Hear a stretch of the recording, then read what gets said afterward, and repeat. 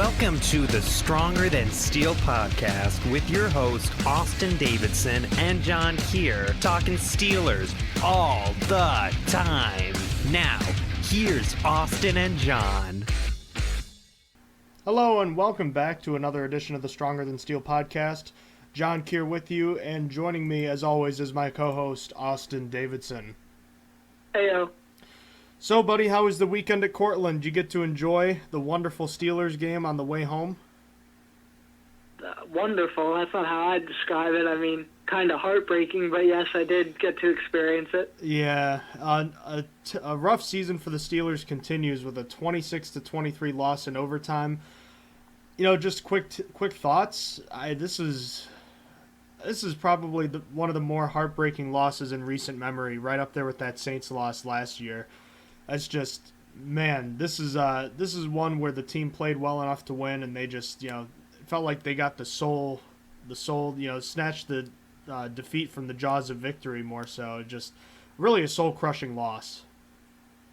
It really does hurt. It really, really does hurt, because you look at what happened on Monday to the Browns, and you realize if the Steelers won this game, they'd be at the top of the division right now. It's a big change.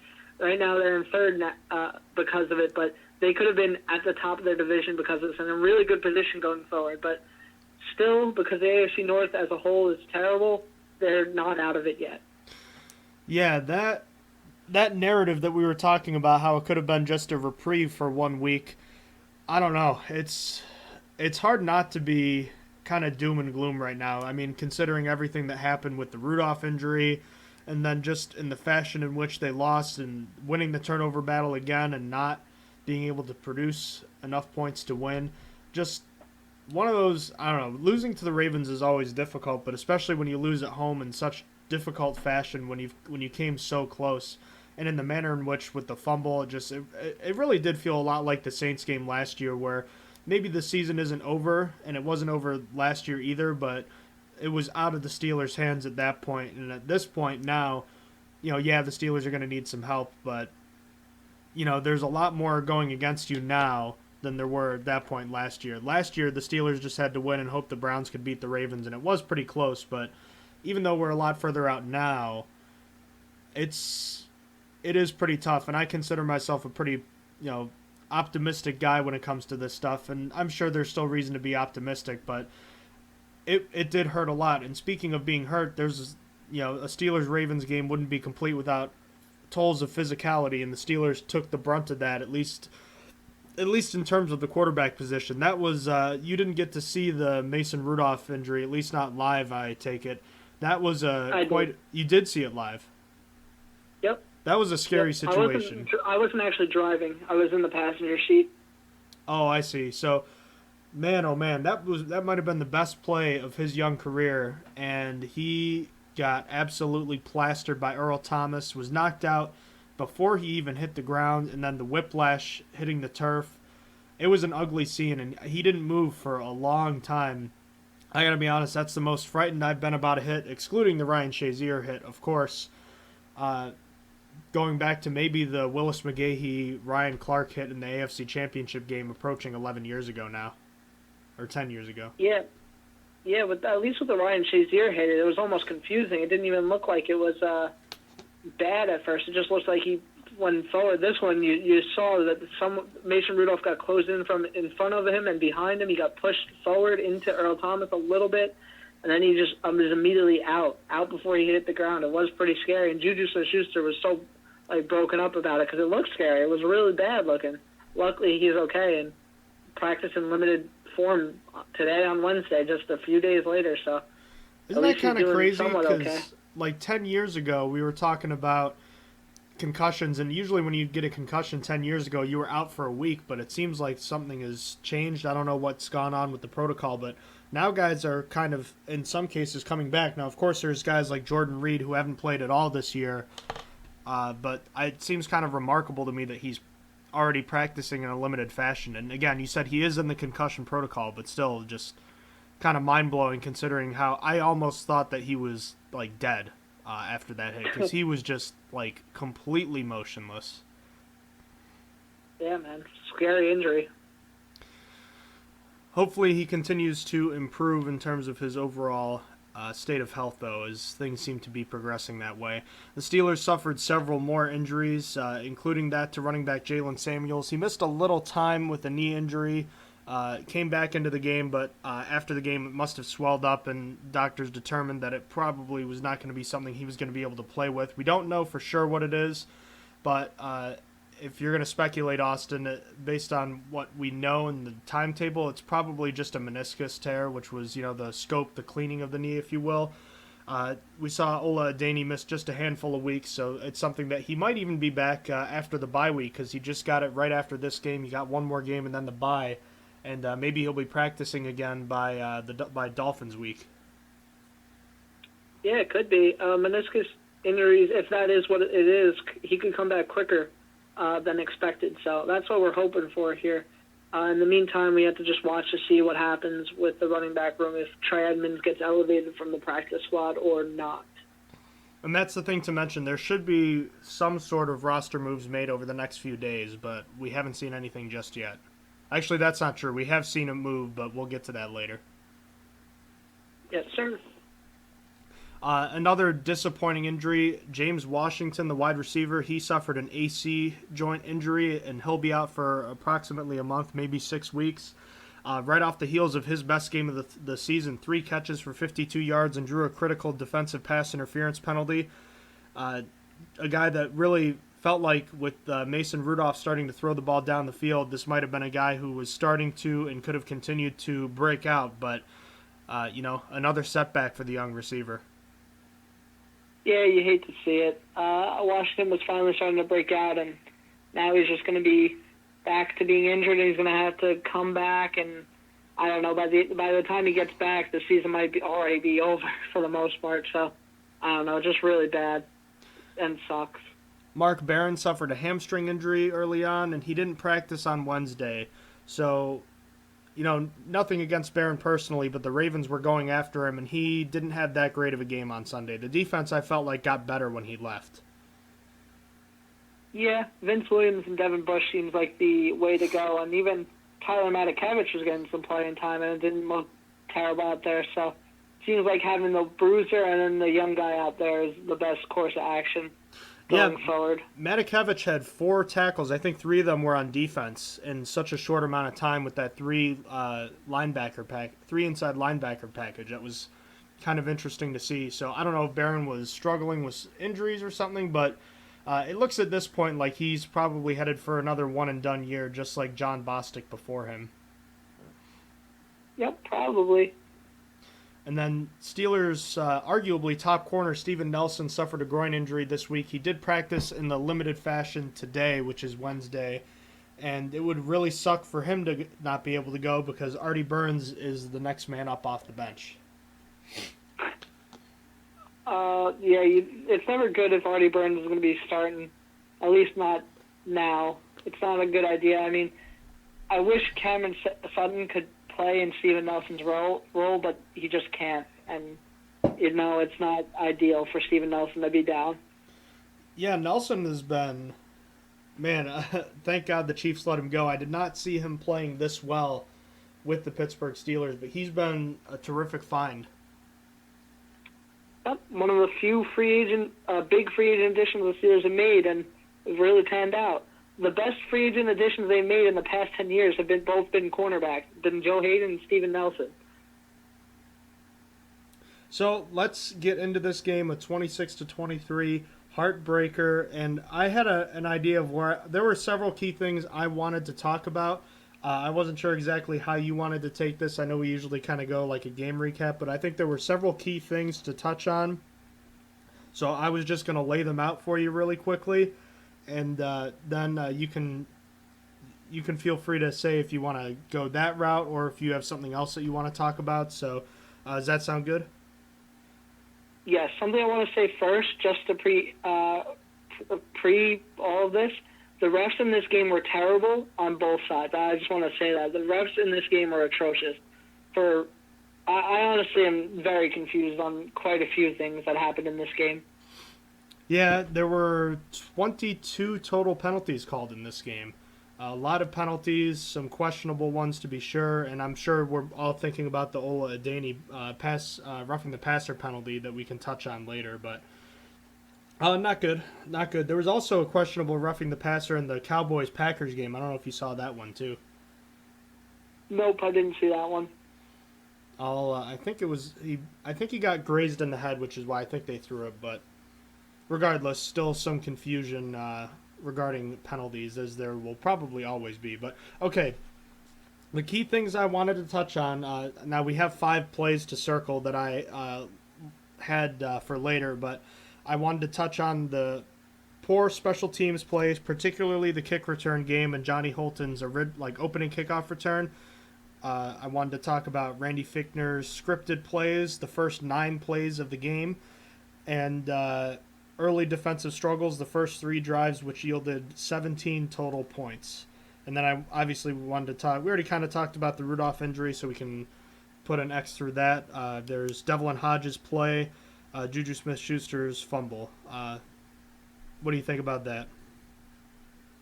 Let's start with the end of the game. We'll start with the fumble first, because why not? We'll go backwards in a weird way. So that sounds good. What I want to say about that is I felt like Marlon Humphrey made a big play. I understand that everyone was angry at Juju. This is the second time it's happened. You talked about the Saints game coming in. But he's only got 2 fumbles in his career. Granted, they're big ones. They're ones that suck. But, I mean, I feel like the blame for this loss can't just be solely on that. And I feel like a lot of people are putting the blame on the refs and that. And the 2 things I wanted to cover here is I said the refs were bad, but the refs were bad on both sides. I'll say it, and I'll say it as a Pittsburgh fan. Deontay Johnson didn't catch that first ball. That was not a catch, and that was key, because that catch turned to a fumble, and the fumble went out of bounds, and it gave the Steelers a first down. That isn't what I know as a catch. That didn't cover the model that we know where it's 2 steps in a football move. I was confused on that. But back to the other thing, the Juju fumble, it can't all be on that. Yeah, you don't want your best player to fail there, but Marlon Humphrey was a boom or bust guy in this game. He went for the same exact thing on Juju Smith-Schuster's earlier touchdown, and it didn't work, and he got burned for it. Juju Smith-Schuster got the long touchdown, was able to recover, and it worked out. It's just, and Marlon Humphrey did it again. He didn't give up. He's a boom or bust player, where if he was going to give up that long ball, he was going to give it up again, but he was going for the fumble, and he was just a really good play on Marlon Humphrey. And I just wanted to say that you don't want your best players, your best offensive players, to fumble in such key situations, and having his 2 fumbles be very memorable because they've come at end of games and they have literally been basically the game ender. But I feel like there's just too much blame being put on that one play, and it's more Marlon Humphrey made a good play. He made a choice to do it twice, to try to give up a big play or go for it all, and he went for it all. And so I wanted to talk about that first. So what you're saying is Juju Smith-Schuster didn't fumble because he went to a frat party in the middle of the week. No, it is not because Juju went to a frat party in the middle of the week or played Fortnite too much the 2 days before, is what I'm trying to say. No. So you're saying Fortnite didn't cause him to fumble either? I know it's a hot take, but no. Fortnite did not cause him to fumble. That's insane, He's got to get man. better ball security, but that's insane. I'm pretty sure the way he holds the controller must be exactly why he fumbled. It has to be the reason. Yeah, man, he's having too much fun. It's making his fingers a little bit slippery. That you know, when you're gripping the controller in a certain way, your hands get sweaty. Mm-hmm. This is applying to football, and it's just wrapping around. He's having too much fun outside of football. Of course, we're kind of making light of certain members in the Pittsburgh media who like to harp on Juju Smith-Schuster for whatever reason might be. But, you know, I remember talking to my mother about this play, and, you know, it's true. You really can't fumble in this situation. But the more and more I watch this play, the more and more I have to agree with you that this is just this particular fumble, and I don't remember this fumble against the Saints last year as well. This particular fumble is really just a fantastic individual effort by Marlon Humphrey. He punched the ball out in maybe the most perfect way he could have in terms of the correct angle and strength. You remember Charles Peanut Tillman, the longtime Bears cornerback? Yeah, man. You remember that was like his signature play. I don't think he's a Hall of Famer, but if he ever does make the Hall of Fame, or that particular move was his. Like, he came up with that, the way that you punch the ball out like that. That's exactly what he did. Because if you look at the play, Juju is coming across, he catches the ball, he takes two steps, and the ball gets punched out. And as he's turning upfield, he is corralling the ball up to his chest. And he probably doesn't even have enough time to get the ball and force it right into his chest. He might have had just enough time to get it there, but Humphrey really did make a fantastic play. So I think you don't need to be so divisive with this. You don't need to bash him so much that it's like he ended the season both years. Like, it's more complicated than that. Like, let's be honest.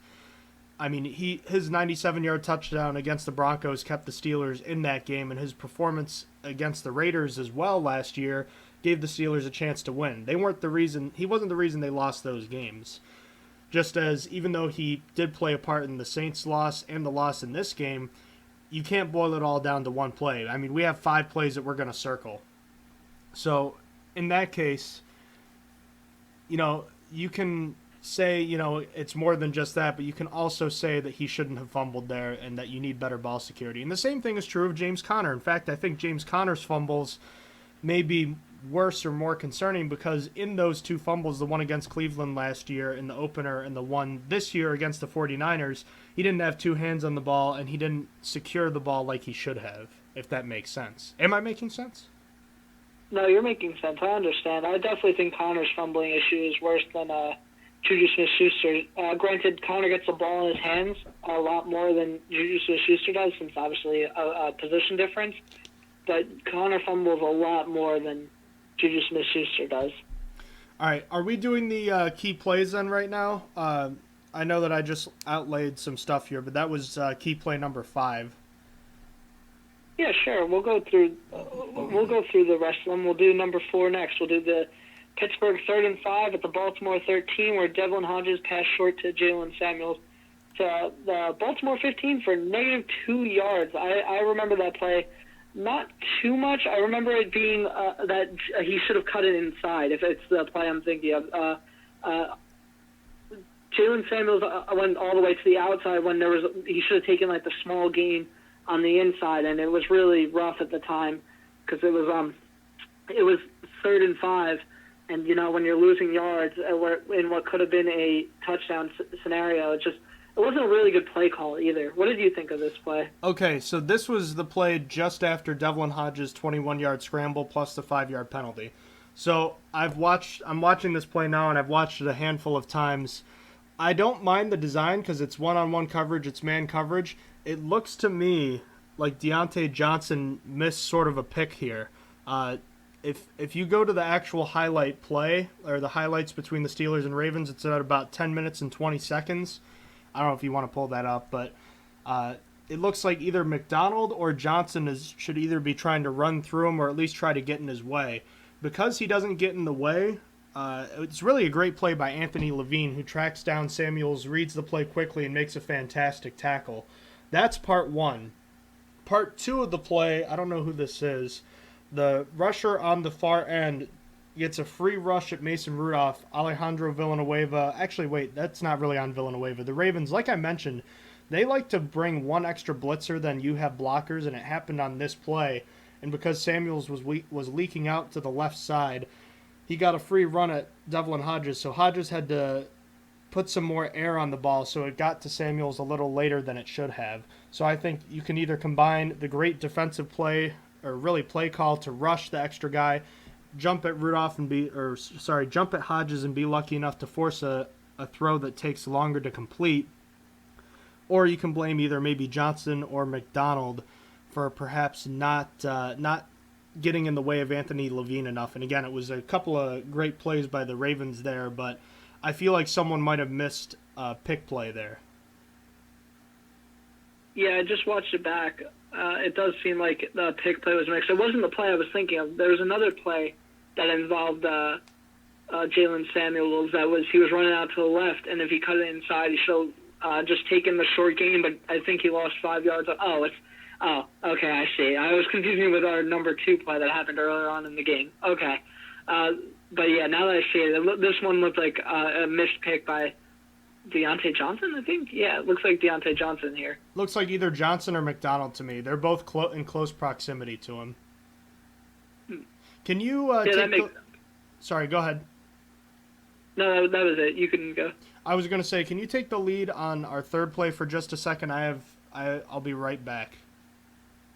Sounds good. Right, so the third play was Baltimore's on 1st and 10 at the Pittsburgh 43. Lamar Jackson with a pass deep middle intended for Nick Boyle was intercepted by Devin Bush at the Pittsburgh 13. This came after a really, really bad play from Devin Bush. The Ravens were backed up on 4th and I believe 6, and Devin Bush jumped offside, made it a 4th and 1, exactly what they wanted with the snap count. I was annoyed because it gave the Ravens life on a team that was really good at rushing and had Mark Ingram. And then they converted. They converted that 4th and 1, and here they are on 1st and 10. Then Devin Bush makes up for it. Devin Bush gets this interception, but this interception is controversial. This is another one where I kind of went back and forth with that. I kind of said the refs were bad all game. To me, it looked like Devin Bush didn't have control. I mean, I took this one because I felt like there wasn't enough evidence to overturn it. So I understood this one a little bit more, but it did look like the ground assisted Devin Bush. But regardless, I was happy with Devin Bush making up for his mistake, getting this key interception, and also Lamar Jackson is trash. straight up. I think I said this last podcast, but I can't believe for 2 weeks I thought Lamar Jackson was actually a good quarterback. He's not. This was not. He made a bunch of bad mistakes in this game. This wasn't such a bad mistake, but more of a good play by Devin Bush. But and it should have been a mismatch. Actually, it should have been Nick Boyle should have won this. But it was a good play by Devin Bush, and it was good to see him make up for the big mistake he had made like 2 plays earlier, getting that penalty that gave the Ravens some extra life there and gave that drive some extra life. But yeah, what do you have to say on it? Well, I was thinking, first of all, there aren't many guys that can make that kind of play. No, this is why you go and trade up for a Devin Bush. And second of all, regarding all the reviews, I feel like the NFL is upholding or, making the call stand more so this year than in previous years. So they're not changing the ruling on the field more often in these cases unless if it's something pretty outlandish. Like you can really tell that it's something that deserves changing. I felt like you could have gone either way with this. I, like you, leaned towards perhaps being incomplete. But again, I was confused about some calls, but I feel like generally this year we've seen the NFL keep the same ruling on the field that they had originally more often than not. Yeah, I think that's a smart decision. I mean, it has to be conclusive evidence for everything that they review, but I mean, there's some things that are not conclusive and that they upheld, so I don't know. It feels like the refereeing every year is just there's something else that's messed up. I don't know. So that was the third straight drive for the Ravens that ended in an interception, and like you said, it wasn't really a poor throw by Jackson, but a great play by Bush, but he did have 3 interceptions on the day. The Steelers were able to, I believe, yes, they took the lead after that third interception, right? Yes, the 10-play, 87-yard drive. That was when Rudolph got hurt, and Devlin Hodges came in, and that ended ultimately with James Conner, a 1-yard touchdown run where Tyson Alualu was the up back for that. So just kind of interesting there. Play number 2, I had a Steelers 2nd and 1 at the Baltimore Ravens 7-yard line. This was coming right after the first interception of Lamar Jackson. So Mika Fitzpatrick has a great play to tip the ball in the air on a pass from Jackson, and Cameron Kelly comes down with his first NFL interception.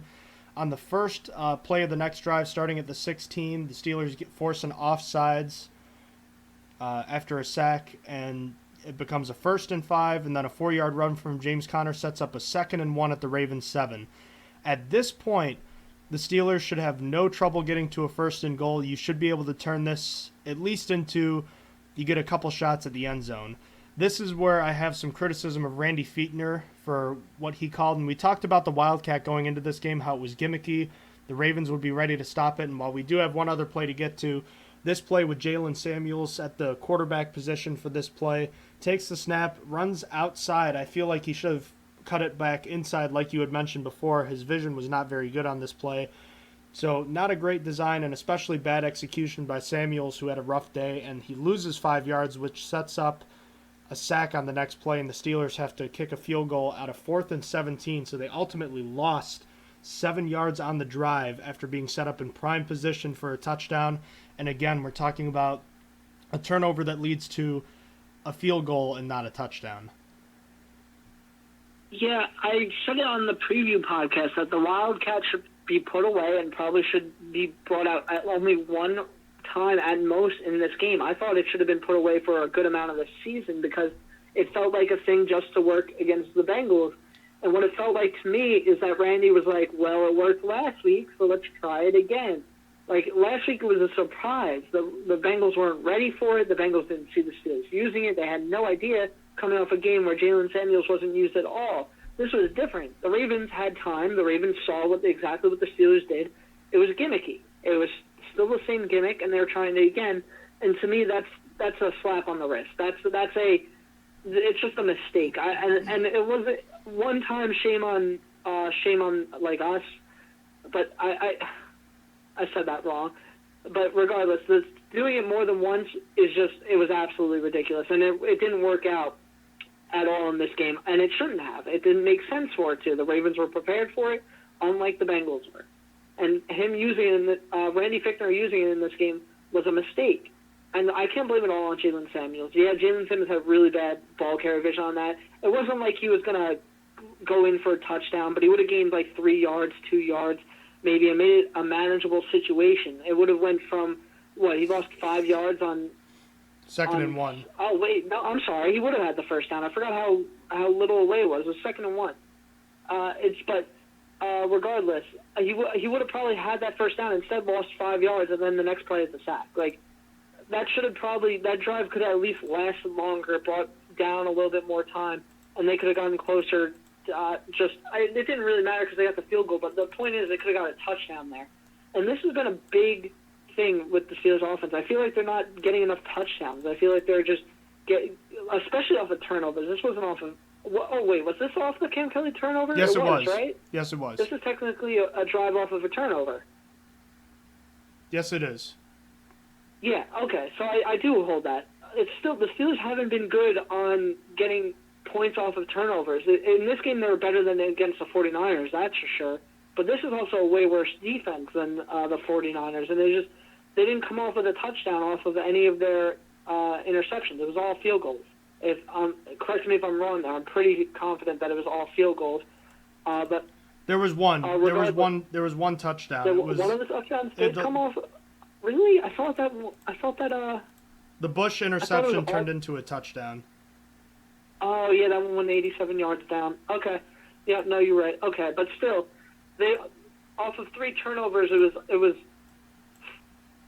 13 points.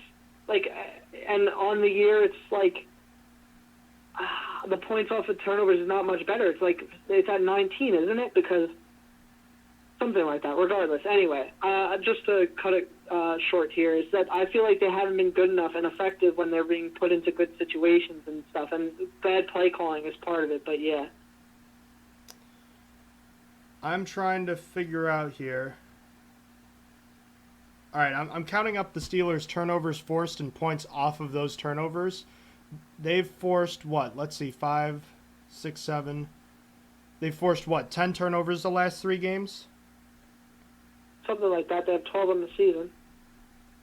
0 against the Patriots, 2 against the Seahawks. So yeah, 10 in the last 3 games. They have since then, in those 10 turnovers, they have 1 touchdown, and I believe 2 field goals, 3. They have 5 field goals and a touchdown off those 10 turnovers. So that's not good enough, plain and simple. Exactly. They need to be more effective than that. And again, that's just you have an ample opportunity or a great opportunity to put some more points on the board, and you come up short with the field goal, whereas a touchdown might be the key difference in this game. So, it's just something else that and third down offense has just been not good enough, plain and simple. It's got to be I don't know what to blame it on. Is it the players? Is it the play calling on third down? Because we talked about this, I feel like 3 weeks ago, where the Steelers down in distance on third down is ranked like 7th in the league, like 7th best. Like on third down, they're not far away. They're just not converting. They're just really bad. And I don't know if it's a combination of it probably is just a combination of the players not being good enough and the coaches not being good to scheme a good play on third down. But like this is terrible. It's terrible that they have one of the best like third down and distance to go like of all the teams are in the top 10 and they can't convert. They're in the bottom, I believe, 8. I believe they were ranked 27th coming out of this game. So they're bottom 5 even. It's just not good. They're not good on third down and they need to be better. They've had 3 third down conversions in every game this year. Now, they've been better in terms of percentage the last 2 weeks, but not much better. They still only converted 3 of 9 this week, so that they haven't had more than 3 in a game. That's the magic number. Can you get more than 3 third down conversions in a game? Yeah, so right now it doesn't seem like it. They haven't been able to. All right, let's go to play number 2, which ironically enough is another Wildcat play, the one I'm sure everyone is thinking about with 5:53 to go in the second quarter. Second quarter, facing a 2nd and 1, I take that back. That's the play we were just looking at. With 7:09 left in the first, the Steelers' second drive of the game, their 4th play overall, a 1st and 10 from the 12, a Wildcat play to Jalen Samuels. He attempts a short pass to the right for James Washington, and it's picked off by, I think it's Joshua Bynes at the 16-yard line. Wow, this play should not have been used maybe ever, and if it ever gets used, it should be used on the goal line. I don't know why you would use it with such little. There's so much risk for such a little reward. What is the best thing that happens on that play? James Washington catches a 4-yard pass? I guess so. I guess that's all Randy Fichtner wanted. And like you said, it's just that was all the scripted stuff, and he sat there and thought this would be a good idea to run. I just don't understand why that even came into his head. It's a poorly designed play, first of all, and then second of all, I don't know what you would expect when you're asking a non-quarterback to throw a pass. He shouldn't have thrown that pass, but you shouldn't be putting him in that position and that situation anyways. And the Ravens clearly were not fooled at all. Yeah, it was just really, really bad. I don't understand. Like, if they were going to put that play in there, they needed to make sure that Samuels was on page, that if it's not open, throw it out of bounds. Like, if it's not there, if the gimmick isn't working, just throw it away. And not only did they forced him, not only did he, I don't know, maybe they did tell him not to throw it away, and he just ignored it and was like, I could pick up 4 yards, but it was just such a poorly thrown ball, too. Like, it wasn't even good. And I understand that Jalen Samuels is currently the was currently, at the time, the emergency quarterback on the team in case everyone got injured. But regardless, it was just absolutely terrible throw, and I feel like it was a mistake. And, again, this should have been thrown out before it got into this game. This play should have never been in the playbook. The really bad play, and at most was going to get them 4 yards. I don't know. I don't know what they were trying to do here. It was just bad on all ends. And even if you just punt the ball away and the Ravens take over from exactly where they were last time, which was their own 41-yard line, that's a lot better of a situation for your defense to be in than on their own 15 having to defend against a touchdown to make it a 2-score game. You're setting them up to fail, which they did break and give up a touchdown there. You can't do that. You cannot do that. And the weakness of Randy Fichtner has been exposed again, where he just cannot script plays for this offense. And we saw it last year with Ben Roethlisberger. This offense would come out of the gate, and they'd be absolutely horrible. It wouldn't be until like the first several drives were over with that he would start to open things up. It's like once that happens, he does a much better job. but his game planning and those 10 to 15 plays you put time into prepping all week, it's terrible. I can't remember the last time, maybe the Chargers game last year, where it was actually good. Honestly, no. The Steelers haven't come out firing in quite a long time. Basically, since Todd Haley got fired, it's been a pretty long while since the team has been clicking right off the bat. So this is going to lead into one of my concerns here. So Randy Fichtner's scripted plays, just horrendous. Let's go over the first 9 offensive plays for the Steelers, and I'll tell you at which point his scripted plays went out the window. First play is a quick little curl flat to Juju, which went for 2 yards. The ball was out of Rudolph's hands before anyone else was in their curl, so it was a quick flat. The second play was a shovel pass inside to Juju that lost 4 yards. Missed block by either DeCastro or McDonald, but it looked like the Ravens linebacker saw this play on tape and immediately blew it up. So, the Steelers have run that inside shovel a lot, and the Ravens were ready for it. So a bad call at that time. Lost 5 yards after the penalty, so it's now like 3rd and 16, and you just run a quick curl to McDonald for 11 to get some yardage back against a prevent defense. So, okay. You punt on the drive. That fourth play, the first play of the next drive, we just talked about it, that Wildcat pick, and then you're down 10-0, and that's when you throw the script out of the book. A 5-yard run by James Conner, an intermediate pass 15 yards in the air to James Washington that was complete, a 7 or 8 yard run by James Conner, and then a 7-yard run by James Conner, and then the ninth is a play fake, 14 yards in the air, targeted and completed to Juju Smith-Schuster for a TD. So I did just say it, but where did Randy Fichtner say screw it and opened it up? It was right after the Ravens touchdown. Right after that. So the first 4 plays netted the Steelers minus... Actually, wait, that's not true. It netted the Steelers, let's see, 5 yards and a turnover in the first 4 plays, and the last 5 had 75 yards and a touchdown on the third drive. So, again, the whole Randy Fichtner stuff, once the game opens up, it's fine, but it's those early scripted plays that make me, it's awful. And you don't do yourself any favors, we're going to segue here, when your kick return game is absolutely horrendous. And it didn't matter if it was Ryan Switzer or Johnny Holton, but Johnny Holton, especially on that first kickoff return, bringing it out from in his own end zone, it was awful. The kick return unit was terrible, and I expect a shake-up there ASAP because it is not good enough at all right now. It's just there's no one there that I like because I'm scared of Johnson fumbling. Like, Johnson's not good at holding onto the ball, so I don't even know who should go back there. Like, honestly, they should probably just re-sign Eli Rogers to do it because I don't like anyone doing it right now. Johnson has upside. I just really am scared of the fumbles. He's fumbled twice in the past 2 weeks now. One went out of bounds, and I know it's special teams, it's a little bit different, but I just worry. He fumbled in preseason on kick returns and didn't look good on them. I'm worried. I don't like anyone on kick returns right now in the Steelers. One thing about the Eli Rogers thing, he doesn't do kick returns. Oh, he only did punt returns? Yeah. You know who I would put back there at this point? And it's basically waving the white flag, but not even that this would solve any problems because I think it's more of a blocking thing than it is returners. I've always thought that. I'd just put Benny Snell back there and hopefully he just runs someone over. Yeah, honestly, that might work. Might be the best course of action. I mean, isn't that kind of what they did with Terrell Watson back when he was on the team a couple of years ago?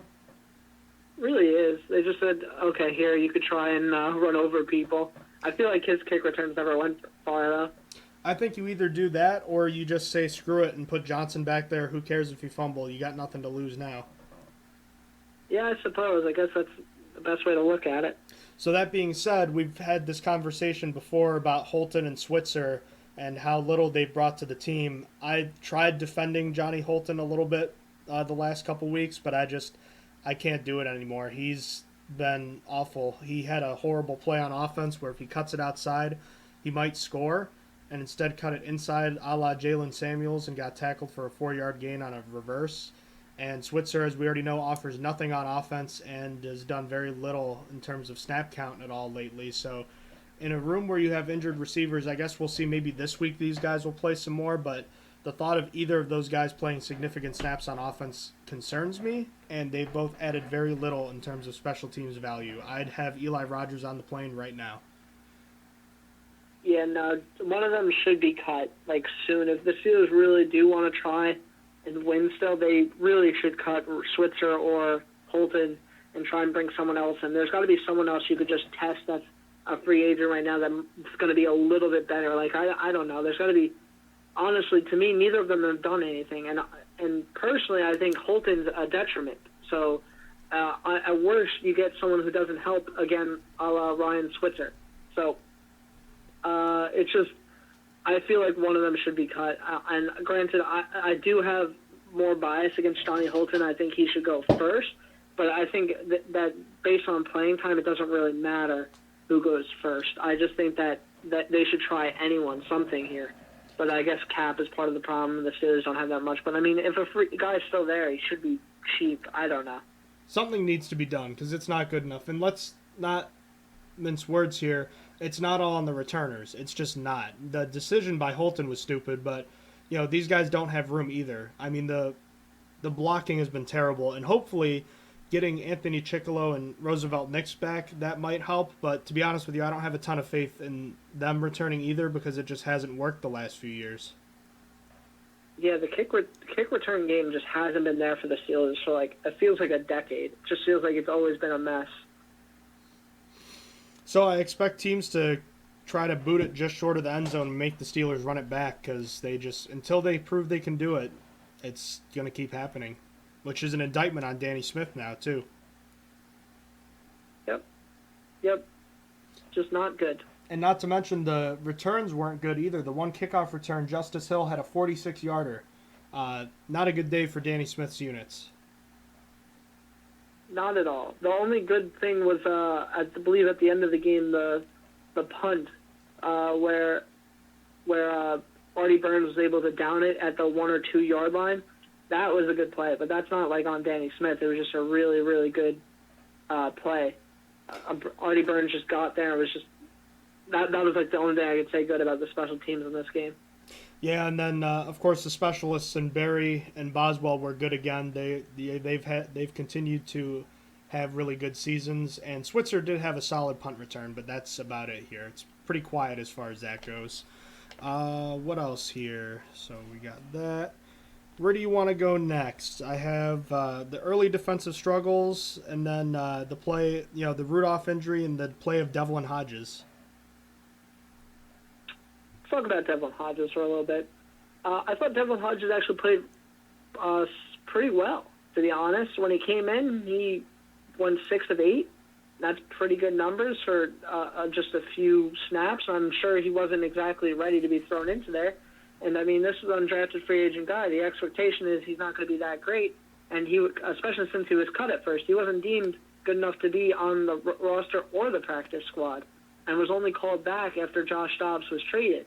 So, I mean, he wasn't even called back after Josh Dobbs was traded. They rolled with 2 quarterbacks for that 1 week, and then after Ben Roethlisberger got hurt is when they called up Devlin Hodges and said, okay, you could come back now.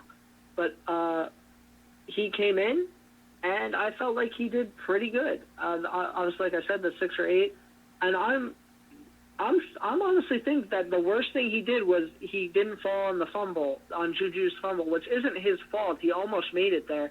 It was just, and that would have been a great play. If he made it there, like, saved the fumble, he basically would have been a folk hero because he had that drive going. It looked like the Steelers would have won in overtime because they were driving had that fumble been recovered. But, like, that's the only real bad thing I could say. I mean, he was, I'm sorry, I said 6 or 8. He was 7 for 9.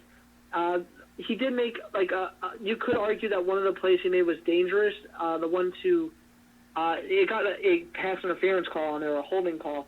You could argue that he saw it, but I don't know. I felt like he didn't. And then there was that one to Deontay Johnson that it was almost intercepted, and it was offensive pass interference on Johnson saving that. But other than that, for an undrafted guy that had to just be thrown into there, I thought he did pretty good comparatively. Yeah, I mean, the quarterback room at the start of the preseason was Ben Roethlisberger, Mason Rudolph, Joshua Dobbs, and Devlin Hodges. So Rudolph became the starter after Roethlisberger was out for the year. Josh Dobbs traded. So your healthy quarterback room is now Devlin Hodges. And I agree. The moment didn't seem too big for him, and I think everyone noticed that he was throwing the ball downfield, and I liked that. And I felt like he had good movement in the pocket, and with the exception of that one, because that OPI on Johnson, that was a deep pass, was it not? It was a deep pass, yeah. Okay, so I'm not as concerned about that. I mean, obviously it's not great, but the one play where he did get lucky with the flag, I don't think there's any way he saw this. It was the poor pass across the middle that Earl Thomas intercepted, intended for Nick Vannett. Rookie no. If you're gonna get burned on a play like that, thank God it happened with where a penalty mopped it up for you. Because I felt like other than that, he was pretty solid. He delivered his throws on target for the most part, and I felt like he was throwing with authority. Now, we'll see how that translates next week, because as we remember, Rudolph had a pretty good showing when Roethlisberger got hurt and then struggled for the most part against the 49ers. But, I liked what I saw from him, and I feel pretty comfortable with him going forward, at least from the standpoint of he knows the offense. There's not going to be much of a learning curve. He'll know what he wants. And for him, you think about it from this perspective, he has nothing to lose. This might be his one shot. We were talking a couple weeks into the season where he had been cut and maybe he was looking at the XFL. All of a sudden, things have broken his way. Roethlisberger is out for the year, so that bumps him up to, the practice squad. And then, really first it was Josh Dobbs being traded. So Dobbs gets traded. Hodges comes back to the practice squad, you get bumped up, and then the injury to Roethlisberger, boom, you get bumped up to the active roster, and now, all of a sudden, you're playing. There's no reason for Hodges to be babied, and there's no reason for the Steelers to baby him going forward, so he's going to get a chance to let it rip. And it's exciting. It's exciting to see what he can do. I mean, he was a really good passer at Samford, which obviously is FCS school. So take that as you will. But it's going to be interesting. He has nothing to lose, only stuff to gain here. So I'm excited to see him. At least I think he's going to be playing against the Chargers. So it's going to be interesting going forward with Devlin Hodges. You know who else were good FCS quarterbacks? There's a bunch of them, but which one are you thinking specifically? I was thinking recently Carson Wentz and more in the past, Joe Flacco. Now those were first round picks, so it's obviously different. But he's the FCS level's all time leading passer. Yeah, exactly. So Devlin Hodges could come out here and ball. It depends on how you want to look at it. You never know. And then the last thing I wanted to get to was the play of the defense, which I thought was mostly very good for the most part throughout this game, with the exception of the early portion of the game. Now, again, we talked about how the Steelers' offense with that horrible turnover set up the Ravens in 15 yards out, so that's not really on the defense in terms of they were put in a bad situation. But the first three drives, the Steelers gave up 17 points.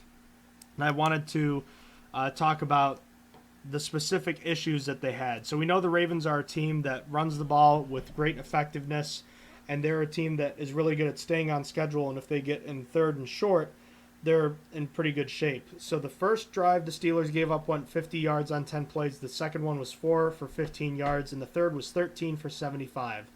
So starting with the first drive, Austin, that was a field goal drive. Of those 50 yards, 22 came on the first two running plays, which were the first two plays of the drive. And then a 3rd and 8, the Steelers gave up a 10-yard pass to Mark Andrews. That looked like a communication breakdown with Cameron Kelly. And then there was a neutral zone infraction on TJ Watt, which was 5 yards. And I remember that kind of being a ticky-tacky call. But regardless, you're talking about that, a 50-yard drive, and you've got 37 of those yards coming on those particular plays. You've got the 2 running plays on the first 2 plays of the drive, a 10-yard pass on a 3rd and 8, and a neutral zone infraction. That's 37 of the 50 yards right there. Yeah, that's bad. That's just not a good way to start the game. It didn't look good for the defense at this point. I mean, it was only, 5 plays in for the defense, but, still, it was just not a good start to get in there. Granted, it was probably faster than they should have. The Steelers went 3 and out for like the second time this year on their first drive, or third time this year on their first drive. So they came out there really early. But yeah, not how you want to start a game. So the second drive I had mentioned from the 15, it actually got pushed back to the 25 due to a holding penalty.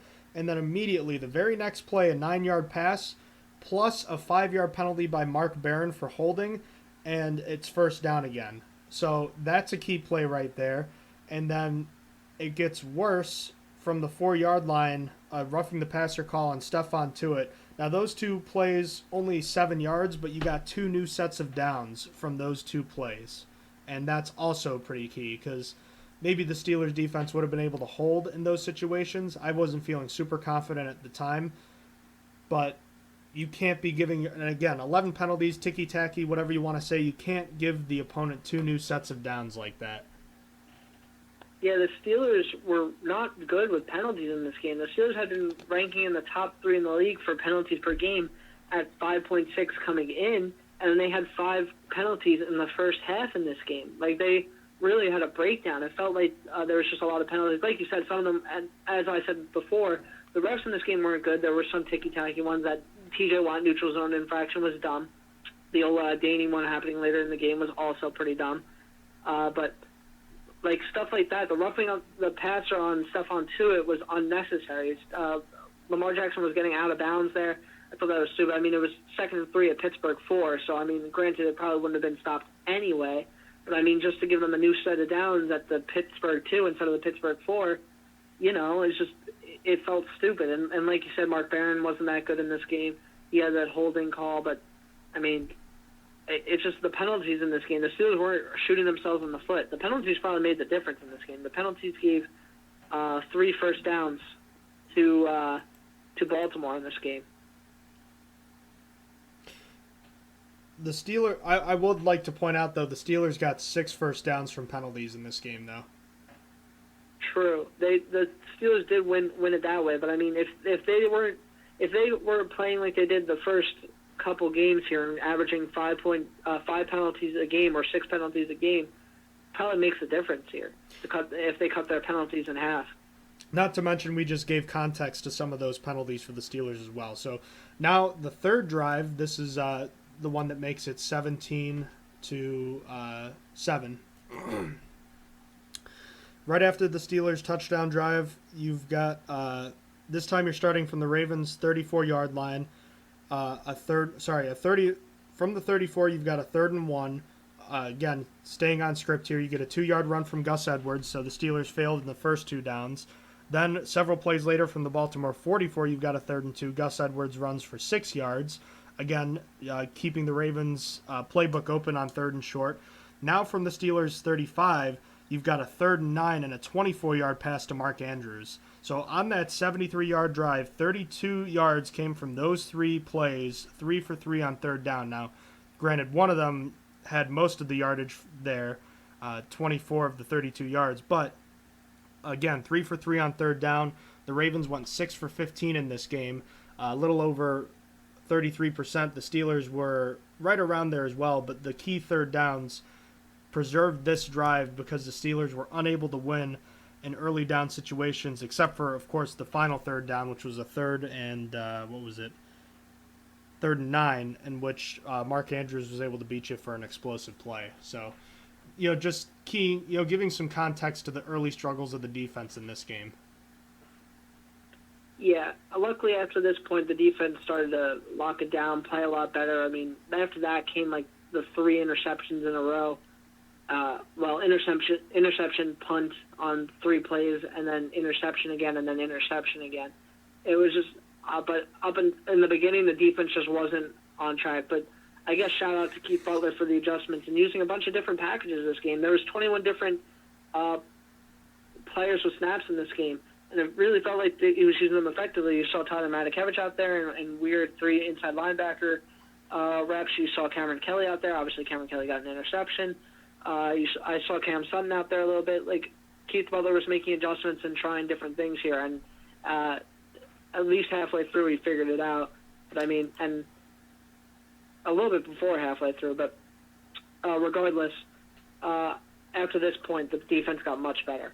And we've given Butler a lot of criticism this year, and he has deserved it for a lot of the season. But he's also done very well the last few weeks, ever since the Minkah Fitzpatrick trade. And I know we were kind of joking around that it wasn't, if he couldn't make it work, then shame on him. But the fact of the matter is, he has made it work. And from that point on, the defense gave up. Yes, they did give up 9 points. They give up 3 field goals. But remember, this was the top offense in the league in almost every statistical category coming into this game. And in the second half, to give up, to alternate field goals with punts at the end there. And remember, they were put in a bad situation at the end when the Ravens were in field goal range immediately starting the drive. And they got that huge stop in overtime, which now that time has passed, I like the decision more and it makes more sense. In the moment, I probably would not have made that decision, but I understand where he was coming from, and I like the decision more now than I did at that time. I can't say I agreed with at the time. At the time, I was all about letting the defense go, and it did work out. But I liked it because I thought the defense was the strength there, and with your undrafted free agent quarterback, I was scared that it was going to be a 3-and-out for him, and then with the best kicker in the league, the Ravens were going to win it, where I felt like the Steelers' defense was getting stopped, and even if they bend, they weren't going to break and give up the touchdown. I thought that at most it was going to be a field goal, but it gave them the chance to not even give up the field goal in the first place, which is what I was looking for. I was looking for all Devlin Hodges to need in that scenario was a field goal to win it, and that's exactly what happened. It happened how it played out in my head, and unfortunately it didn't get capped off. The fumble stopped it, but I did like the decision to go with the defense first, and it's a decision you see like Belichick make a lot because he trusts in his defense and stuff, and it's much easier. It's much easier to win if you're in a dire situation. I feel like if they get a field goal and then you have 4 downs to go on every offensive drive, so if you don't make it into field goal range, so I feel like that's a little bit more comforting as well. But yeah, so I did agree with the defense decision to put out the defense there first in overtime. The one thing I was really hesitant about was Lamar Jackson's big playability. I really worried, even with the defense getting the stops, that Jackson would somehow break free for a 75-yard touchdown. That was mostly where my fear was. A la Terrell Pryor, like 4 years ago? Yeah, 5 years ago now? I don't know. I felt like, geez, you can only bottle them up for so long. And to their credit, they did do a great job again. In hindsight, it was a good decision, but again, part of this is the NFL's problem with their overtime, how just horrendously awful their overtime is. I can't fathom the stupidity of the way it's set up right now, and I really hope that there are changes made to it at some point. But the way it is, you should always, theoretically, you should always take the ball first because you could win the game without giving it back to the other team's offense. Yeah, that makes sense. It shouldn't have to be this complicated. Both teams should get a chance. I'm not sorry. That's how it should be. This is stupid. Good Lord, this is terrible. And I'm tired of talking about overtime. I hate it when games go into overtime, and I hate that it's shorter, 10 minutes now. Every time I see a game that isn't a Steelers game going to overtime, I root for a tie. That's the fact of the matter, because I want the NFL to look terrible in what they've done.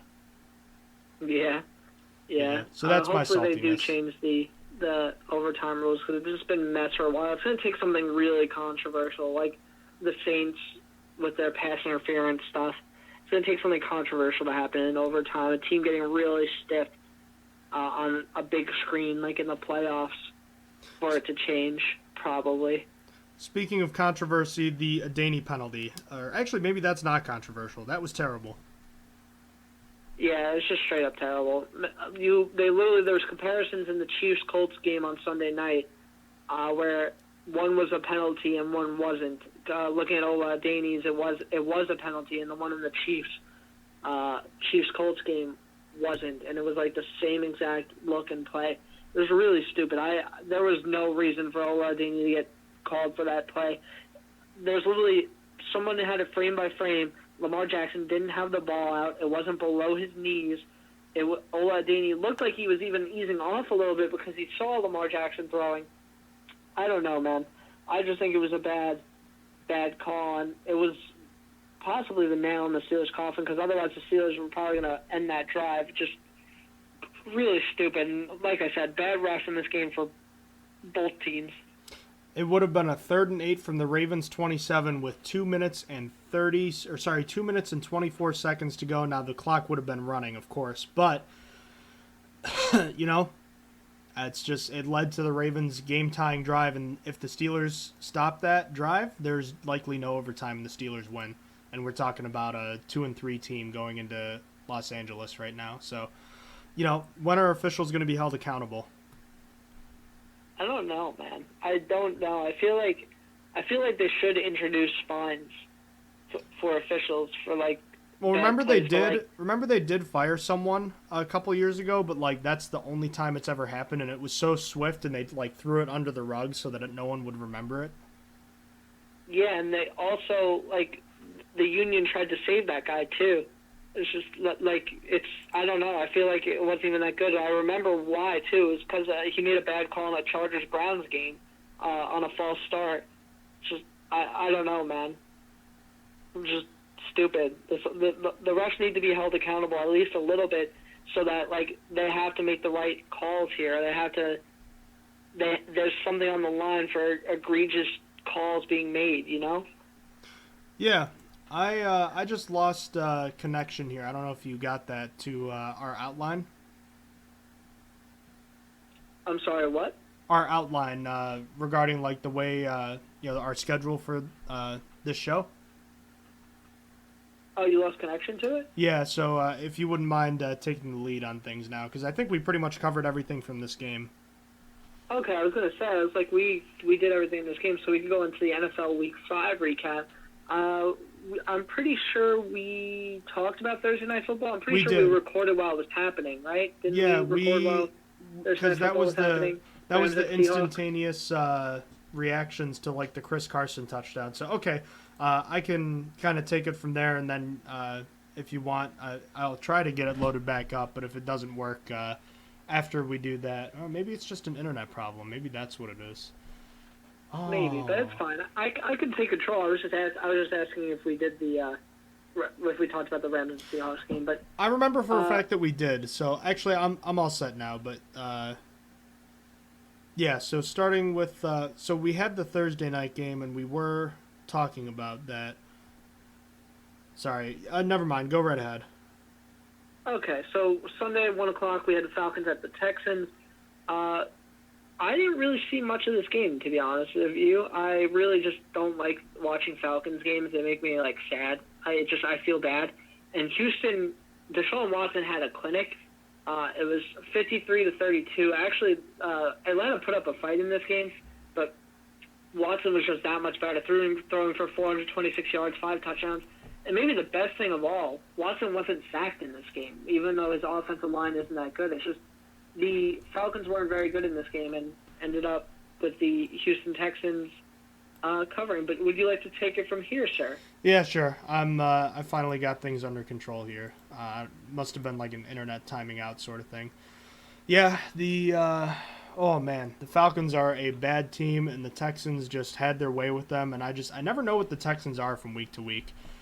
Going back and forth, it feels like they put up a huge offensive performance one week and then they suck the next week, and it's never anything in between. Yeah, man. Oh, also I want to say Will Fuller put up a hell of a stat line. 14 receptions, 217 yards, 3 touchdowns. Mans was on my bench having a great time in fantasy, but it's okay. I still won. But, yeah, Will Fuller put up nasty stats. Yeah, it's only because he frickin' decided to show up for the first time this year and do more than he has in one game than he has all season. I was not happy about that because he was on a bench in one of my leagues as well. You hate to see it, Chief. Bills and Titans, a defensive slugfest that the Bills are able to come out on top with, and they cruise along to 4-1 with an impressive defense. Yeah, I was kind of surprised the Titans were favored in this game. I felt like the Bills' defense is just so good. I mean, it was a low-scoring affair, but I felt like Bills should have been favored by 2.5 in this game. I don't know. I agree with you, but I think the better team won on this day. Bears and Raiders in London. The Bears showed some jet lag and struggled in the first half. They were able to take the lead after being down 17-0, and then the Raiders, showing some moxie, get a big time win over the Bears in London, 24-21. I didn't see this one coming. I did not see it either, as I picked it in my money eliminated league, and it knocked me out. So you hate to see it. I was really betting on the Khalil Mack revenge tour, and Khalil Mack didn't get a sack in this game. In fact, the Bears didn't get a sack at all in this game. I didn't realize that. That was new to me. And then they just let Josh Jacobs run all over them. 26 carries for 123 yards, 2 touchdowns. Basically 5 yards a carry, almost there. A little bit less than that, but weird enough, my internet just went out. I guess this is just a thing, but regardless. Anyway, I'm pissed about this game. I thought the Bears then came all the way back just to lose it. I was so mad. Cardinals at Bengals in the first battle of the Tank Bowl. The Bengals, if you will, are winning by losing, and the Cardinals come away with a 26-23 victory, no longer winless. Yeah, I really thought the Bengals were going to pull through in the end. They had that long touchdown to Tyler Boyd, his first of the year. It was a 42-yarder, and it looked like they were going to be able to finish it, but they just couldn't hold the Cardinals for one last drive. A shame, but I mean, good for the Bengals that they are currently in the number 1 pick spot over the Dolphins and the Jets. As is tradition, Kirk Cousins and the Minnesota Vikings looked just fine against a team with a losing record, and they handled the Giants, 28-10, and everything is well in Minnesota for this week. Yep. I don't really have much to say about this game because I didn't watch it at all, so I expected more from the Giants. The Redskins went up 7-0 on the Patriots, and for the first time all season, the Patriots trailed, and then, reality set in, and Jay Gruden was on his way out of town as the Patriots put up 33 unanswered. Kind of interesting decision to fire him after this game. Did they really think they stood a chance going into this game? I don't know. You should have basically fired him before the game, in my opinion. I don't know what they were expecting there. That Colt McCoy was going to be their next coming of Jesus, but I felt like Gruden should have been fired prior to this game because I don't think anything that happened in this game was going to change anything in a good way for him. I don't know what firing him would have done at any point this season. It's so much dysfunction, and it's all at the top with the owner. And until that changes, it doesn't matter, like we said. You do make a good point. The Saints outlast the Buccaneers 31-24, forcing Jameis into a couple of mistakes and come away with another victory. Maybe the best game Teddy Bridgewater has ever had. Yeah, it was really good for him. Threw 314 yards, 4 touchdowns.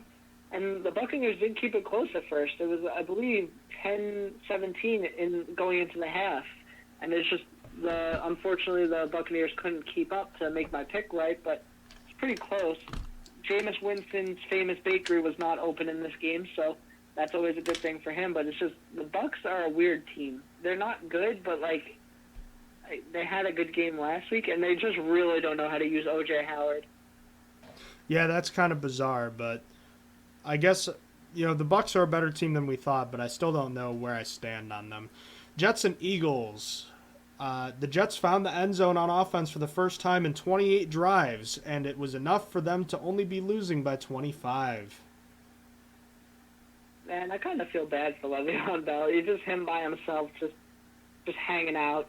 He's trying to put this team on his back. Him and Jamal Adams, it's just not working. I mean, granted, Sam Darnold's coming back this week, but still, this Jets team is a mess, and it's worse than even I could have thought.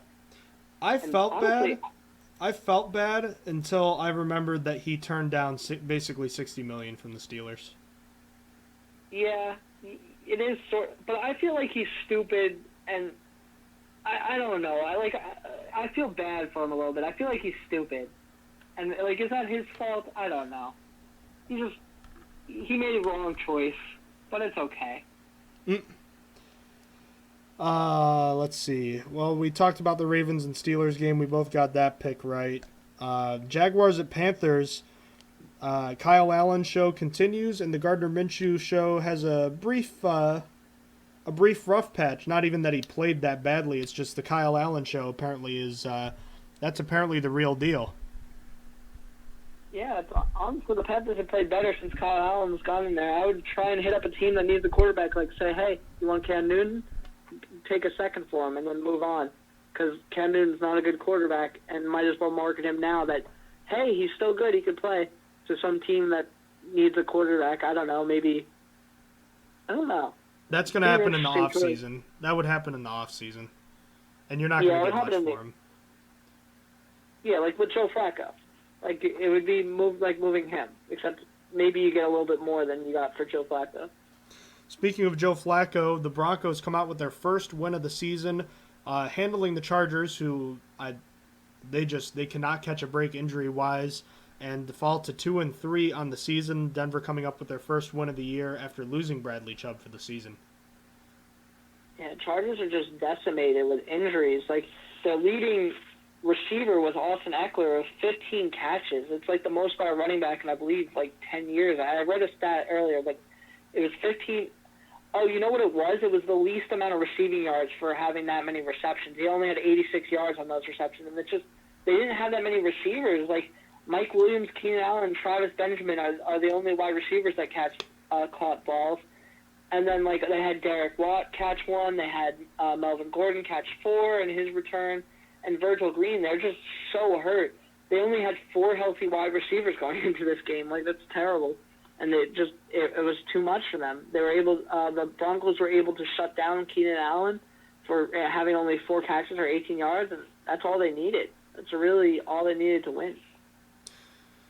The Green Bay Packers go into Dallas and expose the Cowboys for the frauds that they are and win by 10 points, 34-24 in a game that really, it got close at the end, but the Packers were the much better team throughout. How about Aaron Jones with 4 touchdowns? It's a pretty good game for him. Last time we saw a running back that many was, I believe, Derrick Henry last year. But, just pretty cool to see a guy get 4 touchdowns in the game. It's not very every day you see that, but yeah, the Packers are by far the better team, and this score does not say what happened this entire game. It was 17-0 going into the half. Like, come on.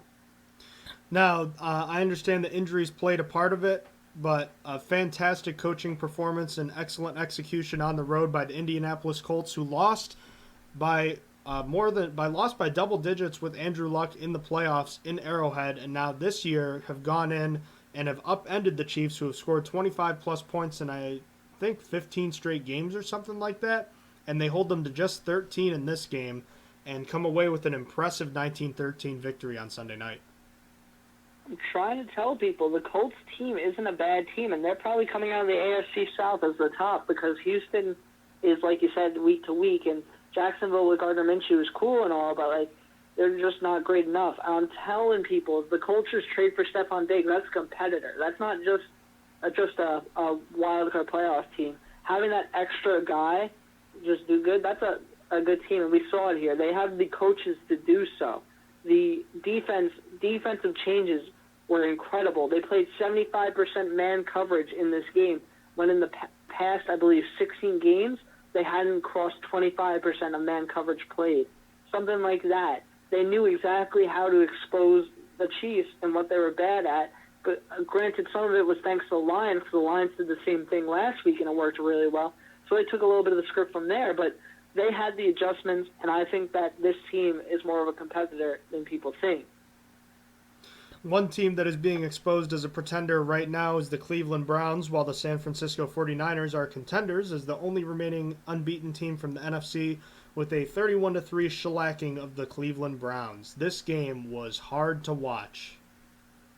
Yeah, can't say I saw this coming for the 49ers. I remember specifically I made one prediction for the NFL as a whole coming into the season, and I said that the Rams weren't going to win their division and the Seahawks were. And that's still possibly true, but right now the 49ers are the top of that division, and they're, like you said, the only undefeated team. I never saw that coming. I didn't think that they were going to get more than 8 wins, the 49ers. They didn't seem like that sort of team to me. And granted, that's still possible. It's not out of the question yet. They only got 4 wins. So, regardless, the Browns got walloped, and it's just Baker Mayfield is not good. It's just not been playing good this year. He's having a big sophomore slump. So this season, on our picks, Austin is now 39-39 after an 8-7 week, and I'm now 3 games behind at 36-42 after an 11-4 week. Yeah, not bad for you. You had a really, really good week to make you catch up quite a bit. I've had a couple of good weeks here, and hopefully it'll continue. Steelers news and notes really quickly. The Steelers released Terrion Christensen from the practice squad, the quarterback who was acting as Lamar Jackson in practice this past week, and they re-signed inside linebacker Robert Spillane, who was cut last week. So nothing too surprising now. I think now we'll just pay attention to possible corresponding moves, whether that's Trey Edmonds or Paxton Lynch, maybe Jayrone Elliott. We'll see. Yeah, man. Well, there's probably going to be some movement. They're definitely going to either move a quarterback or a running back, I think.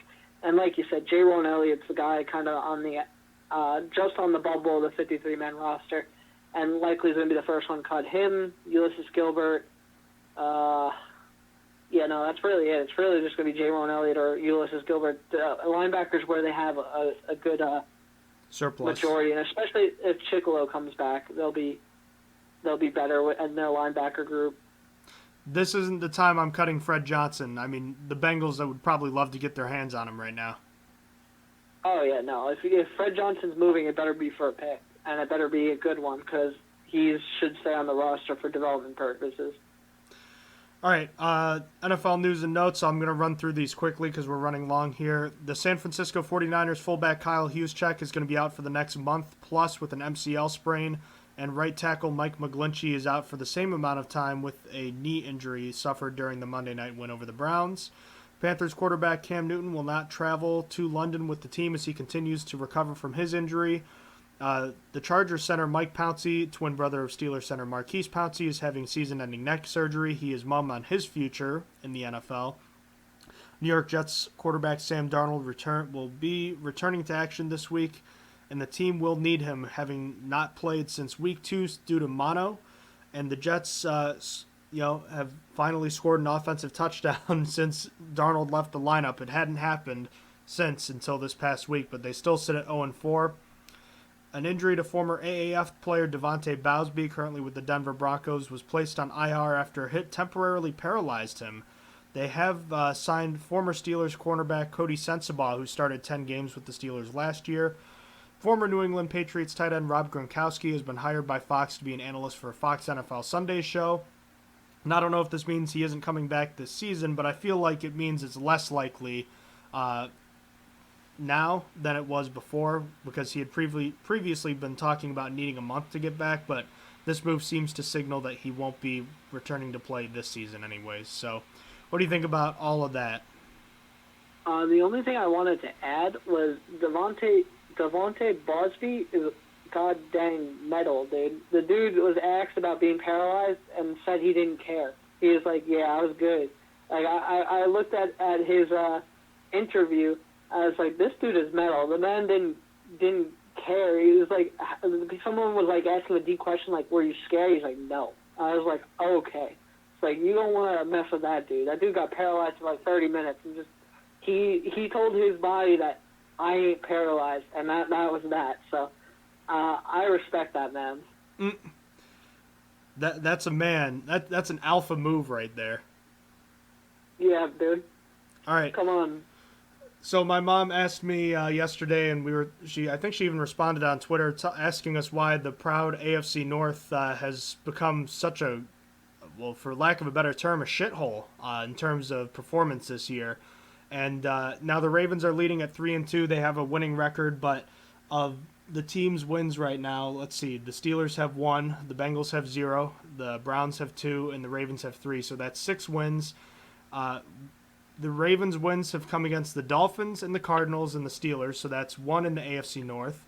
The Browns have come against the Jets and the Ravens. So 2 of those 6 wins have come against each other, and the other wins have come against, or actually 3, because one of them was against the Bengals by the Steelers. So 3 of the 6 wins by the division have come against each other, and the other wins are against the lowly Dolphins, the lowly Cardinals, and Oof, that's bad, man.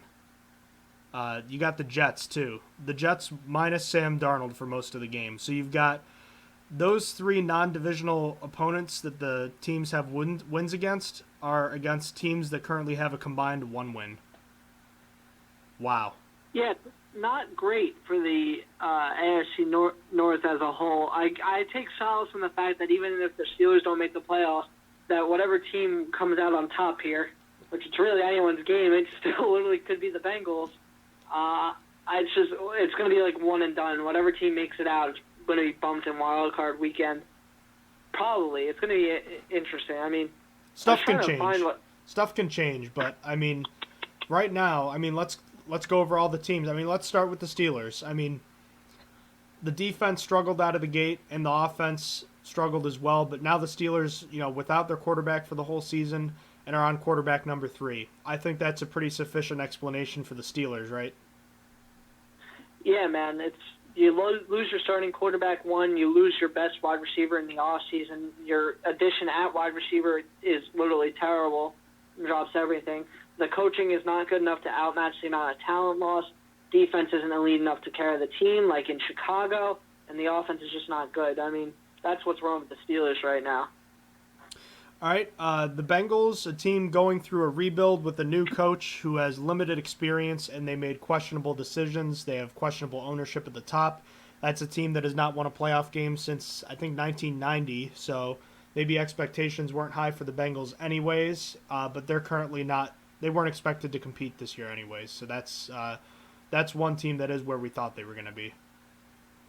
Yeah, they didn't do any additions. I mean, their biggest signings were B.W. Webb and Bobby Hart. And like you said last week on the podcast, those men literally decided, they gave Bobby Hart a 1-year prove-it contract and then decided that he was good enough to stay around for a contract extension. Like, I don't know what they were thinking. They had the money to make a big move and try and improve the team, which honestly, they probably shouldn't have. It made sense to not. They're going through a rebuild. They shouldn't get big-name players right now. But if you were going to sign people to contracts, like big contracts like that, it shouldn't have been B.W. Webb and Bobby Hart. It turns out offensive line is also pretty important, and they've been without their best offensive player in A.J. Green. So they are what everyone expected them to be, but like they're probably doing even worse than people expected. Like I said, they're currently in the number 1 slot for the pick so far, competing with both the Jets and the Dolphins here. So, I mean, they're just not good. The Browns, maybe it's not the fact that they are 2-3 because we knew they were going to have a tough schedule out of the gate, but it's the way that they've lost. I've thought the whole time that they were overhyped, like I think a lot of people did, and I said anything more than 8 wins would have been a bit of a surprise to me, but that wasn't the national thoughts about it. The offensive line, all the skill players are, they're solid, but Baker Mayfield has struggled in his second year, and the offensive line is just horrendous. And the defense, while they do make big plays, they give up a lot of yardage, and they haven't been a cohesive team just so far yet. Yeah, like you said, they were overhyped, and Baker Mayfield is dangerously bad. And again, so like the Bengals, turns out you sort of need an offensive line to be good. I mean, like the only good guy they have on their offensive line is Chris Hubbard, and honestly, I haven't kept up with him to see if he's still as good as he was when he was with the Steelers. I feel like no, because the Browns' offensive line just hasn't been good as a whole, but, the whole team has just not been good. I mean, they also lost Christian Kirksey, and they haven't had their top 2 cornerbacks for like the past 3 weeks. It feels like they haven't had Greedy Williams and his name is Denzel Ward. They haven't had either of those, so maybe they'll get better. But just right now, they've not been a good team, and I think the bigger problem is offense. Our defense is actually okay. And it's going to get better when their top cornerbacks return probably this week. But offense, not so hot. And then the Ravens, the team leading the division, well, they've had horrible losses to the Browns, and they lost to the Chiefs. That game was closer than it really should have been, though. That was not reflective of the way the game was really being played.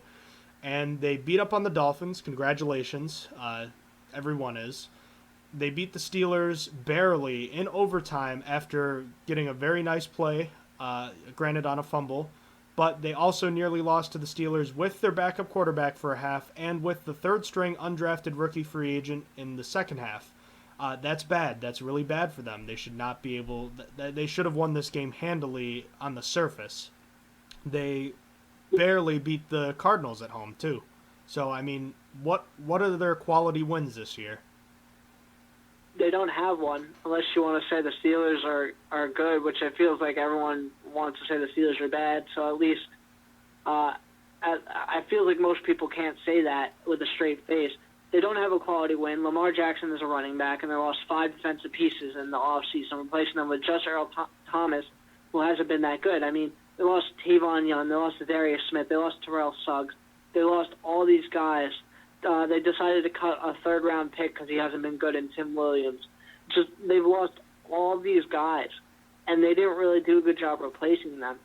And they've done nothing so far. They're in for an awakening. The whole division is in for an awakening. It's just the Seahawks. They take on the Seahawks next week. I forget who they take on this week. I was gonna say the Browns have the Seahawks this week, and this week it's the Bengals and Ravens. But after that, the Ravens have a very tough schedule. The Browns' schedule lightens up in the next couple weeks, while the Ravens gets really hard. Yeah, both still have in the short term have pretty rough. Besides the Ravens had in the Bengals. The Ravens go on to take on the Seahawks next week, and then you have the Browns next week going on to face the Patriots. So it's like that's going to be rough for both those teams. It's just I don't know, man. This division is still up in the air. Last year we saw the Ravens come back by down 3 games to the end of the year. They were down 3 games under the Steelers and were able to make it back. So. I ain't ready to give up with how bad this division is. I'm not even sure I want to see the Steelers go, though, because whatever, like I said, I wasn't even leaving the Steelers out of it. Whatever team makes it to the playoffs from this division, they're going to get slapped in Wild Card Weekend, just straight up slapped. Well, we'll see. A lot of things can change, and people said the same thing about the Seahawks in 2010, and they beat the Saints.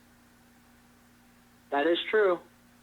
All right, the NFL has also chosen to uphold the season-long suspension of Vontaze Burfict. I got to be honest, I'm kind of surprised about that. Yeah, I thought they were going to cut it at least a little bit, but I guess that they've gotten enough bad tweets and stuff on Twitter and all the social media about saying, how is this dude not suspended from the league already? And I guess they had enough, which honestly is a good thing. It's a good thing for the league. For Vontaze Burfict to not be playing, but it's basically, I am still surprised that that's how they chose to go.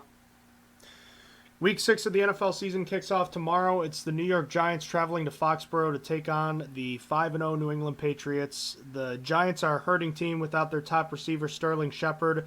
As of right now, running back Saquon Barkley recovering from I think a high ankle sprain, and tight end Evan Ingram are uncertain to play. So they could be without 3 of their top weapons. I'm going to take the Patriots, who are 16.5-point favorites at home, to win this one in a blowout. I like the way Daniel Jones has played this year. He's been better than I thought.